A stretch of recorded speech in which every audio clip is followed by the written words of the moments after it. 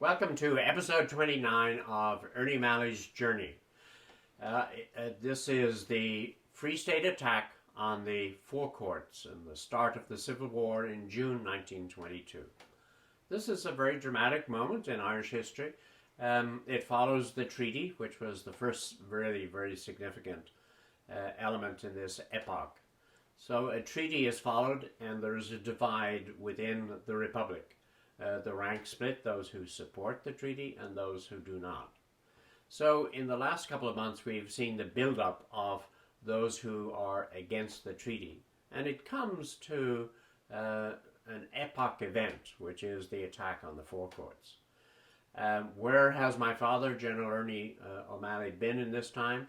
Well, he has left his command down in Tipperary. He's joined the headquarters staff in Dublin.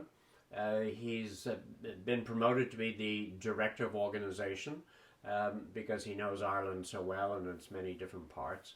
And he's on the executive committee of the headquarters staff of the IRA, a 12-man committee. And so what's happening here and what is just about to happen is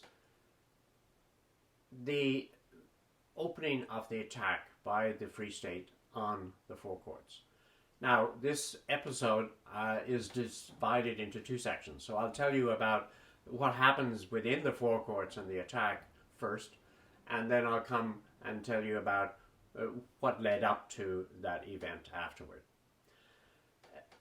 As it starts out on the morning of the 28th of June, a demand is made by the Free State to those in charge of the Four Courts to surrender. They're only given 20 minutes to make that decision. It's actually an easy decision for them to make because they all know that they're not going to surrender. So no surrender sign is given up. And then at about the same time, publicity is generated within by the Republican cause, which tells what their position is, and it's basically a call to arms on behalf of call for unity to their comrades not to attack and to come back to join in the Republican spirit. And remember that the enemy always has been England and now is England, because England is the power behind the Free State who's doing this attack. And in fact, the guns were delivered in part by the British in order to facilitate the attack. So let's go back and cover the scene within the Four Courts. I mean, this is excitement, this is drama, this is military fighting, it's bombardment. And I just want to give you a flavor as written by Ernie in his The Singing Flame. This covers this whole period of the truce, the Civil War. So what's happened now is the time has come. It's 4 o'clock in the morning of the 28th of June. "Time's up," said Rory O'Connor. As he spoke, a machine gun from the outside echoed across the night, to be answered by a shout from each of our sections. A heavy boom came next, and we knew artillery was being used. The crash of an 18-pounder announced that those who stood in arms for an independent republic were to be attacked by some of their former comrades. "That's Mulcahy's answers to our last note," I said. Now that the fighting had begun, problems could have been solved a few days ago came up. Communications between the blocks was in the open. The dome area was cut off from the headquarters block, the latter from the records office. The space was covered with rifles and machine gun fire. One man was hit as he crossed behind me. Paddy O'Brien and I found men to work on a sandbag barricade. but there was not enough bags to make a covered bulletproof passage between them. Now, Paddy O'Brien was the man in charge of the forecourts at this point. He was on their staff, and he was directing everything. And the role of Ernie O'Malley at this point was to be on the headquarters staff. Paddy O'Brien, Sean Lamass, and I climbed to the dome by the thin iron ladder, a wooden partition that provided the only protection in places. Bullets entered with a buzz and charged to a duller, muffled note as they crossed inside. From a flagstaff on the dome hung a tricolour. The Republican flag hung limply now as there was little breeze, but as we watched it ruffled with an eddy, showing the scars. Bullets had torn a piece out of it. There were eye holes across it. The wooden pole had been nicked in places, and long splinters had been chipped off. So that was just giving you some of the atmosphere within the forecourts at the time. The bombardment continued. There was great destruction, and at one point Paddy O'Brien gets injured, and he's wondering who should relieve him.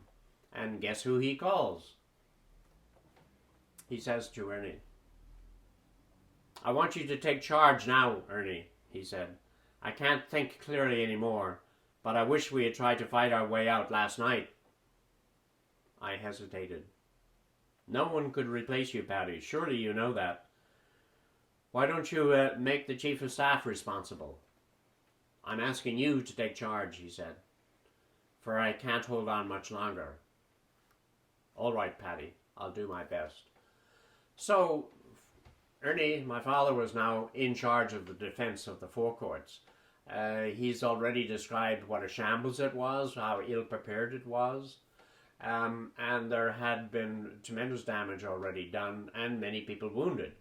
So it was appropriate then for there to be a ceasefire, and a ceasefire was orchestrated whereby people would come and take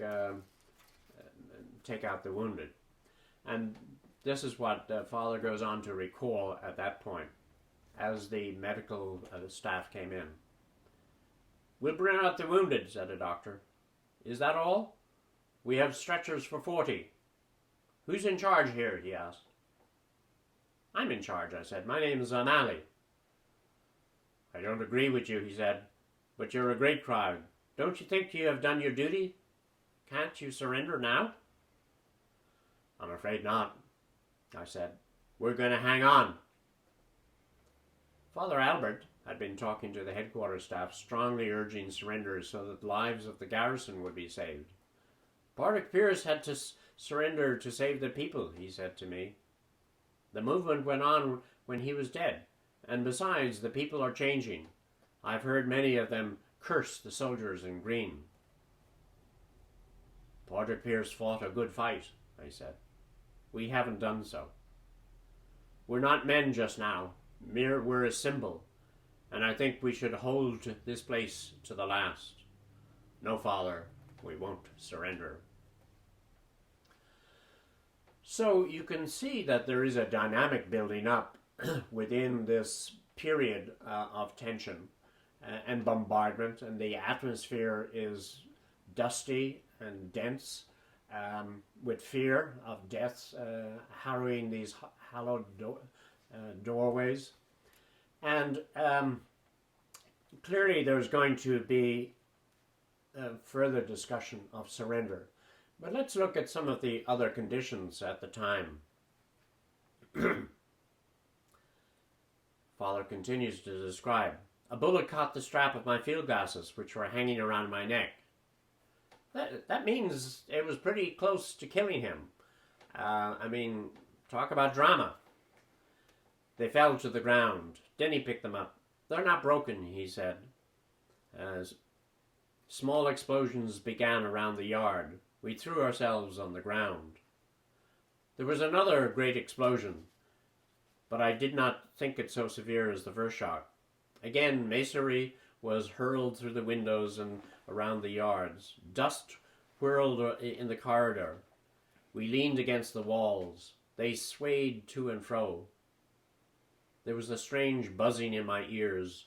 Shattering explosions fell into our room and burst.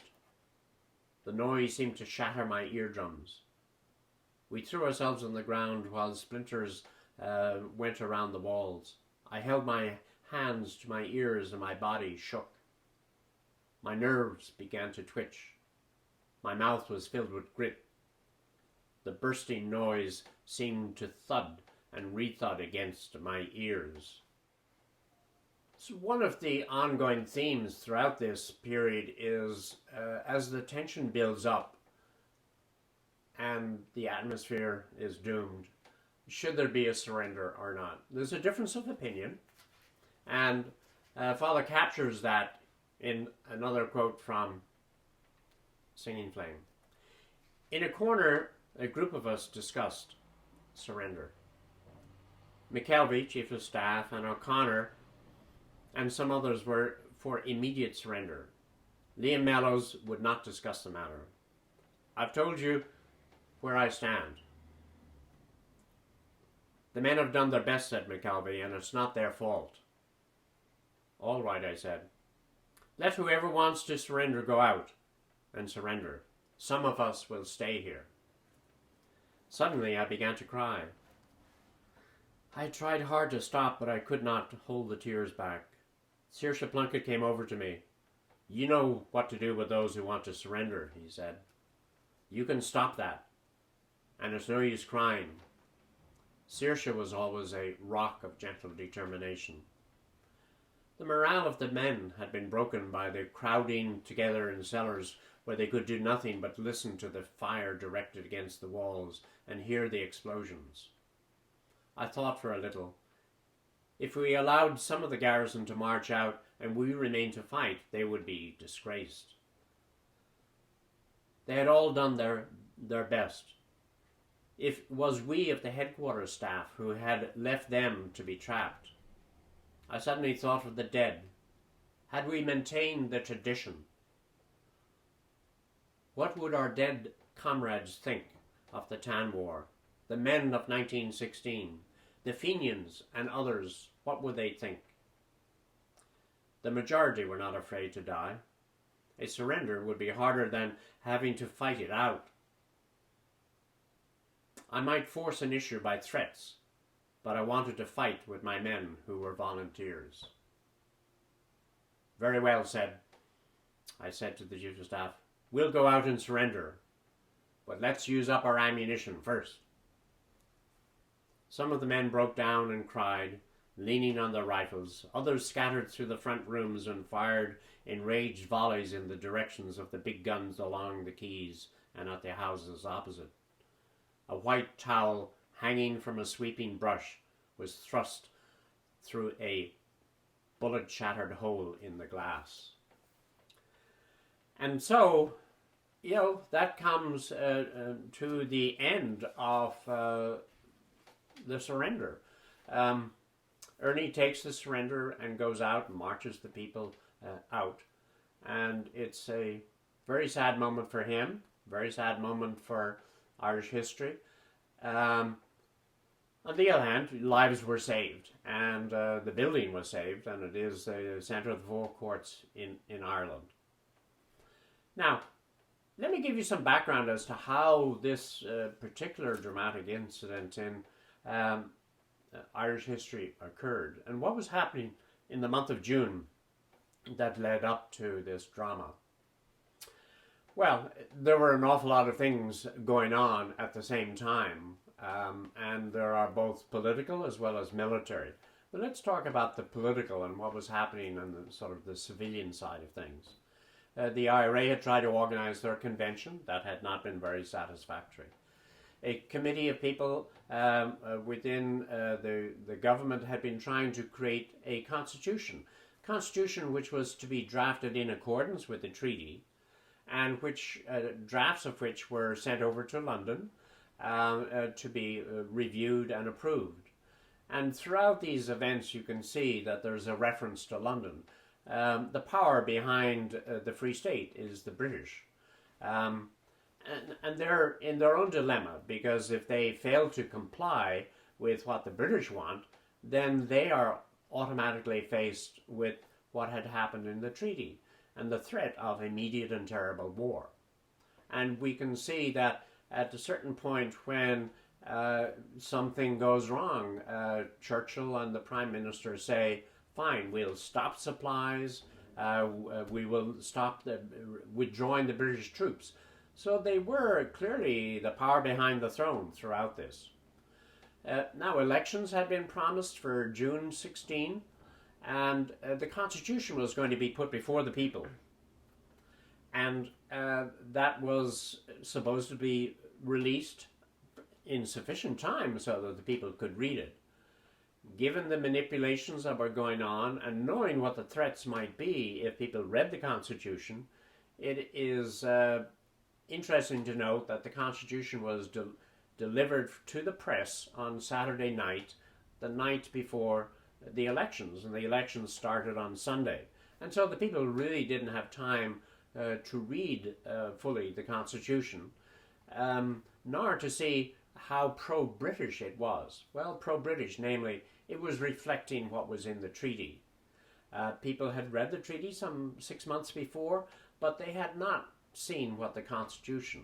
And many of them might well have thought that perhaps in the Constitution things could be a little bit more liberal and a little less sprinkling of the word king and oath. That didn't happen. Another major event that happened was that Collins withdrew on the pact. Now, the pact had caused, which came up in May, had allowed for restraint on both sides, but it was really, was it just a ploy by Collins to get restraint from the IRA so that he could continue to cooperate with the British? Did the Republicans accept that the pact was in fact a real deal? I think history says that they did, and what they were very dismayed was that Collins, on the eve of the election, came back and announced that people were free to vote as they wished. Total abolition of the pact. Now, right after this election, a series of events went into very quick motion. Namely, there was the assassination of Henry Wilson, a strong unionist in London. This was a horror to the British, and they immediately wanted an explanation. Right after that, in fact, they asked the British Army in Dublin to attack the Four Courts. They were very prudent, and they decided not to, and so they postponed that issue. Right after that, the Free State arrested Leo Henderson, who was a significant combatant on the behalf of the headquarters of the IRA, and he was trying to organize the boycott for the problems in Northern Ireland. My father and others decided, well, if they've captured Leo Henderson, then they need to capture someone ourselves. So they kidnapped Ginger O'Connell. Ginger O'Connell was not a junior person. He was Michael Collins' assistant chief of staff. So they were ratcheting up the quid pro quos here. Immediately after that, Collins was called to London, and Collins was given a very difficult position. He was told by the British, who had their general ready and available in the same office in London, should the general attack the Four Courts, or would Michael Collins attack the Four Courts? So Collins went back to Dublin and started the initiative which we have just heard about. It was an illustration, as I've mentioned on several occasions, of where the power really lay, which is once a treaty had been signed, the power still lay with the British authorities. And under each and every one of these decisions, a relay had to go back to London for approval.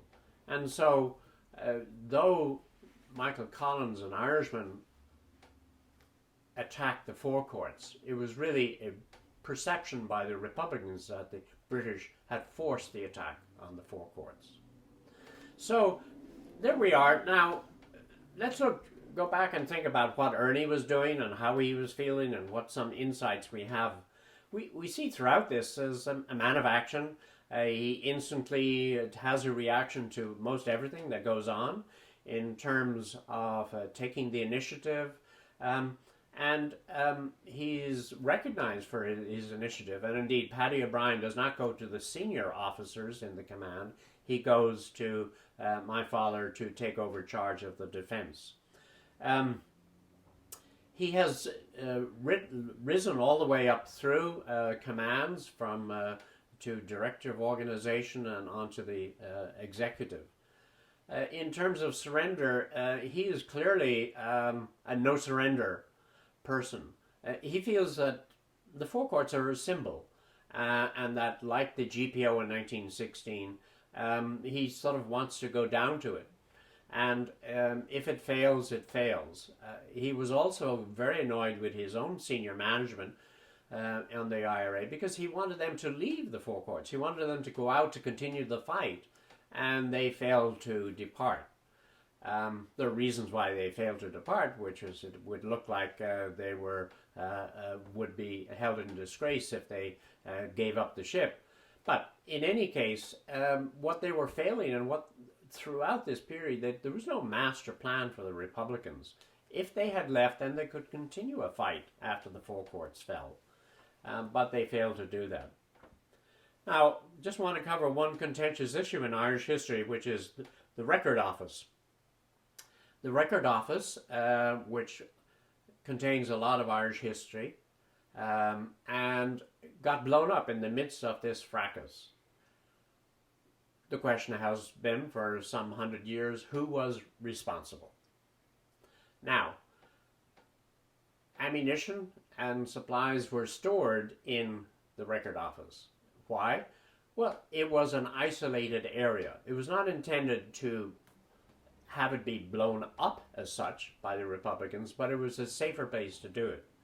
And also history records that that building and some other local buildings beside it were taken over by the Free State, and that the Republicans withdrew. And it was only at this point that the explosion occurs. So history can reflect that the explosion occurred after the IRA had withdrawn from the building, but that dispute will continue for years to come.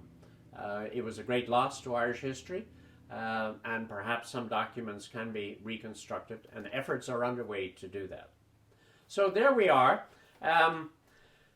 Join us next time for Escape at War Again in the Irish Civil War, July 1922.